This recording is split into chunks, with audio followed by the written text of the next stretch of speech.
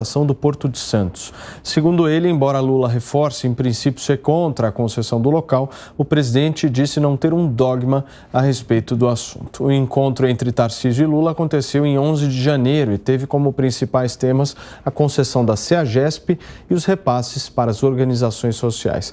Apesar do encontro com o presidente da República, o governador negou que a conversa signifique um alinhamento político. A gente vai ouvir um trecho agora. O pessoal acho que entendeu a minha posição. Eu sou o governador de São Paulo, então fui eleito pelo meu público, que é um público bolsonarista, é um público de centro-direita, mas tem que governar para todos e olhar o interesse do Estado em primeiro lugar. É natural que eu converse com o presidente da República e vou manter a conversa no nível republicano, e conversar não significa ter alinhamento político de maneira nenhuma. Boa. Tá aí a fala do ex-ministro e governador Tarcísio Gomes de Freitas. Vilela, eu quero uma avaliação sua sobre essa fala do Tarcísio, por favor. Olha, essa fala do Tarcísio é uma fala perfeita, no meu entendimento. É evidente que o eleitor do Tarcísio, de uma forma geral, ele é um eleitor que, do ponto de vista federal, ele se alinhou muito mais com Jair Bolsonaro do que com o presidente eleito, Luiz Inácio Lula da Silva. Agora, o cidadão paulista votou em Tarcísio para governar o estado de São Paulo. E governar o estado de São Paulo, ele requer que se dialogue com todas as forças políticas representadas. Tem uma frase que eu gosto muito, que ela diz assim: quem pode escolher com quem conversa ou não somos eu, vocês, as pessoas que estão nos assistindo em casa, pessoas físicas que não têm um mandato, não têm nada. Você pode escolher quem você convida para sua casa, quem você quer conversar, quem você não quer conversar. Aquela pessoa que foi eleito, quem escolheu com quem ele vai conversar é o eleitor, é a sociedade. Então, uma vez o indivíduo sendo eleito deputado, sendo eleito governador, sendo eleito senador, ele é obrigado a dialogar com todas as forças políticas envolvidas. E, ora, um governador do estado tem que discutir com o presidente da República, tentar trazer elementos, convencimento, benefício. Evidentemente, em alguns momentos tem que ceder, tem que ter uma postura mais política, faz parte do jogo.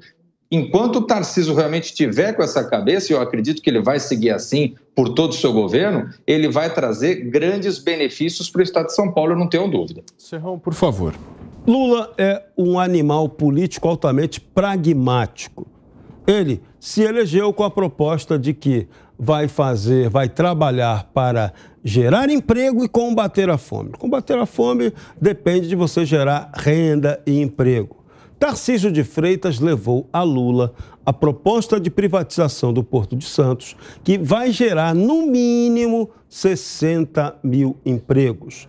Lula, no seu pragmatismo, não vai querer perder essa oportunidade de ser parceiro na geração de tantos postos de trabalho que ele sabe, eles do PT não têm projetos capazes de gerar emprego com tanta rapidez quanto esse projeto do Tarcísio pode gerar agora, quase que imediatamente. Está tudo pronto para destravar a questão de Santos. Então, Lula já está no poder.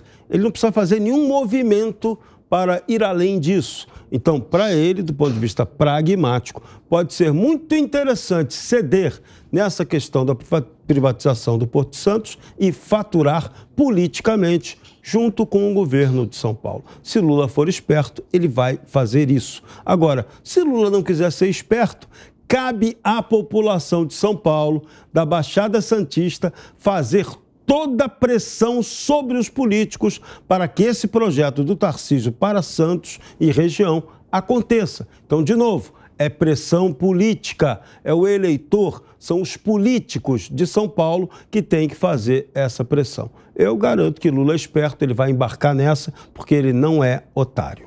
Ô Piperno, como é que você avalia esse primeiro mês do Tarcísio? O primeiro mês de muito pragmatismo, e a exemplo do que eu falei sobre o Haddad há pouco, também um primeiro mês de hiperatividade. Saiu do país, negociou, ouviu, tenta atrair investimentos, vai lá conversar com o governo federal, acho que é o papel dele, aliás, o papel das duas partes. Veja, Lula no seu primeiro governo se gabava aí de ter sido o governo recordista em geração de empregos, e era verdade. mas também porque, naquele momento, o governo federal ele iniciou formidáveis projetos sociais, como Minha Casa Minha Vida e tal, que, obviamente, gerava emprego, né? Envolvia muitas obras. É um Lula meio keynesiano, como agora, quando ele chama todos os governadores, fala o seguinte: quero pelo menos 3 projetos de cada um de vocês, a gente está chamando para que vocês indiquem os projetos com os quais vocês querem a nossa parceria. E aí vai o Tarcísio falar do Porto. O problema do Porto de Santos, eu até comentei aqui outro dia, acho que não é nem o governo federal, porque o Haddad, eu também citei isso aqui um mês atrás, ou coisa próxima a isso, perguntado sobre privatização, por exemplo, ele falou, eu sou contra a privatização da Petrobras, mas eu não, em princípio não me oponho à privatização do Porto de Santos. Então não é só uma questão dogmática, é uma questão pontual. Eu vou concordar com algumas e discordar de outras. E aí, no caso do Porto de Santos, acho que o problema não é nem o Lula e muito menos o Haddad. Eu tenho impressão, eu tenho uma suspeita de que a maior barreira para isso se chame Márcio França. Ou Michel Temer.